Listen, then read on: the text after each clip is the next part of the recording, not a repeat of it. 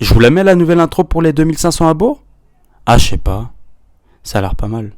Non, c'est incroyable. Let's go.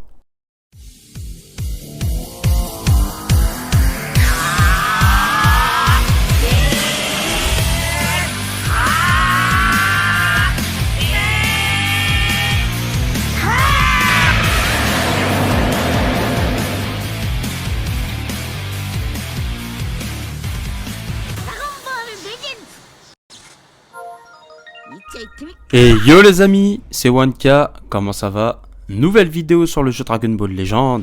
Et comme vous pouvez le voir, changement de décor. Eh oui. Ah bah on a atteint les 2500 abonnés grâce à vous. Je vous remercie infiniment. On a quand même atteint un quart des 10 000 abonnés. C'est un truc de dingue. Jamais j'aurais pu imaginer un truc pareil. Je vous assure, c'est un truc de dingue. Donc, on change le overlay instinctivement. Et en plus, je trouve que cet overlay se prête plutôt bien pour une ambiance fin d'année, je trouve. Ouais, je trouve qu'il colle bien. Un peu aurore boréale, un peu... voilà, je pense qu'on est dans le thème. C'est pas trop mal. Donc, là, je vous fais une vidéo concernant mon compte. Et comme vous pouvez le voir, là, on a pas mal de cristaux. On a atteint les 10 000 CC. C'est la première fois que j'atteins les 5 chiffres sur mon compte free-to-play. J'avais jamais atteint les 10 000 cristaux. Et c'est au bout du 61e jour. Bon, je les ai eu avant la mage, donc le 60e jour, mais c'était pendant la nuit, donc je pouvais pas faire une vidéo avant. Donc on est tombé sur le 61e jour, c'est pour ça que je suis à 10 600. Et plus 1000 grâce au PVP. Rang 50, pas de surprise. Next. Ah merde, c'est en bas. Ok. C'est quoi ces messages là? Oh, 4920? Ah mais c'est screen direct ça. 4900, mais je m'y attendais vraiment pas, je pensais pas faire top 6K. Ok, bah pourquoi pas. Donc parfait, nickel. On a d'ailleurs le nouveau duel doré maintenant qui commence. Hein. Ce sera un duel doré, donc là ce sera des récompenses bien plus sympathiques. Donc moi, ce que je voulais dire par rapport à cette vidéo, vu que c'est mes 61e jours de connexion, donc il m'aura fallu 2 mois pour atteindre les 10 000 cristaux physiquement, je veux dire, pas accumulés sur plusieurs invocations sur un portail.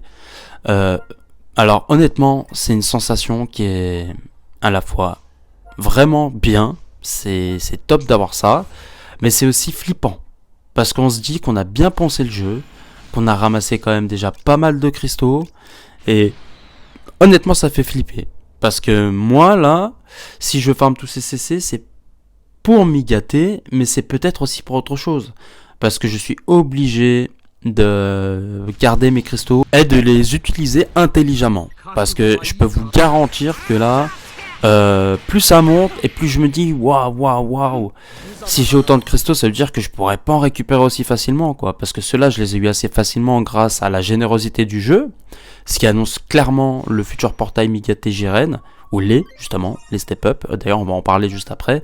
Et c'est ça en fait qui me fait flipper, parce que je suis vraiment entre hype et stress, parce que je me dis qu'une fois que je vais perdre mes cristaux, je les reverrai plus, j'aurai plus la magie de la carte bancaire. Et je suis obligé vraiment de prendre un risque en fait, parce que pour tout vous dire, je suis pas sûr à 100% d'invoquer sur Migaté en fait. Tout dépend de ce que lui déjà il va apporter, si c'est un LF ou pas. Mais je suis tellement en train de flipper là, honnêtement je flippe à l'idée de perdre tous mes cristaux. J'étais hype jusque là, mais là plus ça passe et plus je commence à flipper. C'est la première fois que ça m'arrive sur le jeu. J'ai tellement farmé, même si je sais qu'il me reste encore 2-3 choses à farmer. J'ai pas farmé toute l'histoire, j'ai pas farmé Gotenks, Legend Road qui me donne 100 ou 50, je sais plus. Par dépassement de limite, même Kid Goku, enfin, je sais que j'ai plein de farms, mais même, bordel, le farm ça prend du temps, hein. Franchement c'est vraiment une sensation, les free-to-play encore une fois, je vous respecte, mais de fou. Vous êtes forts et maintenant je passe les obstacles comme vous, quoi. Donc je suis hype de voir le magnifique Migaté et le Jiren, la modélisation, tout ça, mais je suis plus en train de stresser qu'autre chose là. Vraiment, on verra. On verra, parce que les Zenkai maintenant c'est la vie. On va pas se mentir, c'est ce qui est le plus important pour le top ladder. Et puis moi, vous le savez, hein, je suis un performeur. Hein, je veux toujours aller au plus haut, aller plus vite que les autres, essayer de faire les combats les plus rapidement possible, mais plus efficace possible. Optimisation au top. Enfin voilà, moi je suis un perfectionniste pour le PVP. J'essaie vraiment d'être au top. Mais j'ai aussi une âme de collectionneur, parce que j'étais un joueur de canne à la base, donc c'est aussi ça qui peut me porter défaut. Mais on verra. J'ai hâte de voir pour le Migaté. En parlant de Migaté, je vais quand même vous donner mes pronostics par rapport à ce qu'il va apporter, et ça peut bien sûr influencer mon choix. Parce que moi, ma main team, c'est la team SCJ, c'est celle que je veux vraiment perfectionner au top ladder. Mais pour ça, je pense qu'il va falloir que des Zenkai, des transformations, par exemple le super Vegeta jaune. S'il a un Zenkai, bah lui, je pense que je vais pas réfléchir, je vais jouer le Zenkai direct. Y a plein d'SCJ que je pourrais Zenkai sur un coup de tête.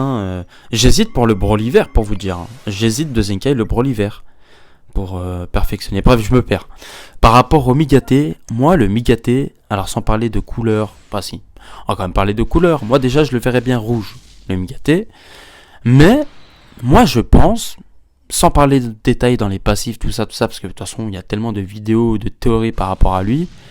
Moi, je vois bien le Migaté être un peu le Goku LF Namek 2.0. Vous trouvez pas ça bizarre qu'il l'ait sorti déjà en Zenkai?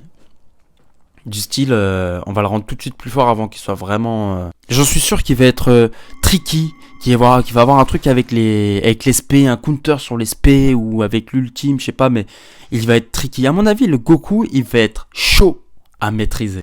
Bon, vous me direz, c'est le Migaté non maîtrisé, mais... comparé à Jiren, je pense que Jiren, lui, il aura des choses bien plus simples et efficaces, mais vraiment très efficaces, si vous voyez ce que je veux dire. Jiren, je pense qu'il aura une cover, ou je sais pas, quelque chose, une cover extrêmement pétée, j'en suis persuadé. Et peut-être même Migaté, hein.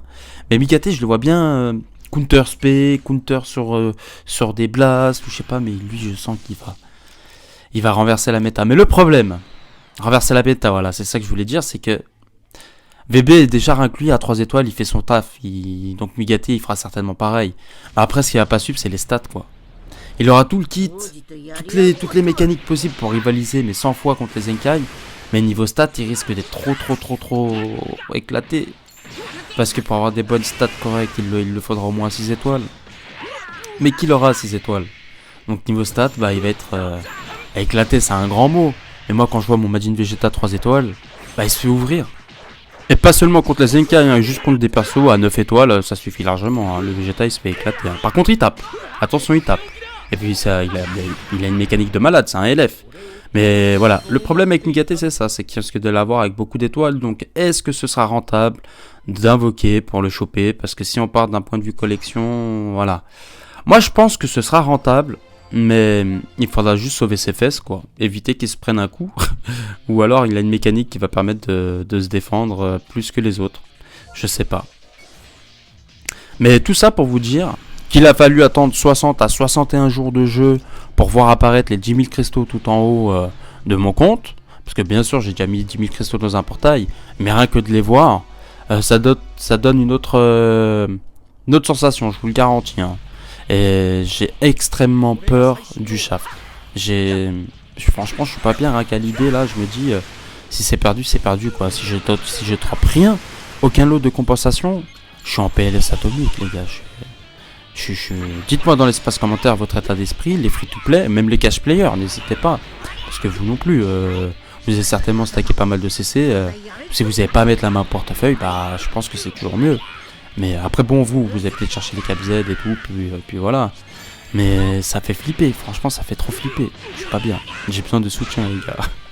Et puis moi aussi je sais de vous soutenir hein, parce que farmer. Et puis dans l'idéal on drop en un cycle quoi, même pas en un cycle. À la single à 100, hein. La multi à 100 pardon. Avec les 3 persos, tac, 1 LF, 2 sparking, allez hop c'est le feu. En tout cas je vous le souhaite les amis, c'est vraiment tout ce que je vous le souhaite. Et puis voilà. Mais en tout cas la hype elle est là, ça je vous le garantis. Et je me demande aussi qui c'est qui pourrait bien se trouver dans ce portail. Hein. J'en parlais tout à l'heure avec Marty, hein, petite dédicace à toi mon bro, on était au téléphone. Et moi je me disais peut-être qu'il y aurait un hit qui pourrait débarquer. Un hit du tournoi du pouvoir. Et peut-être même un Kame Sennin, même si j'y crois un petit peu moins. En tout cas les amis, je vous souhaite plein de luck. On est à J-2 avant les portails, à J-1 avant le live.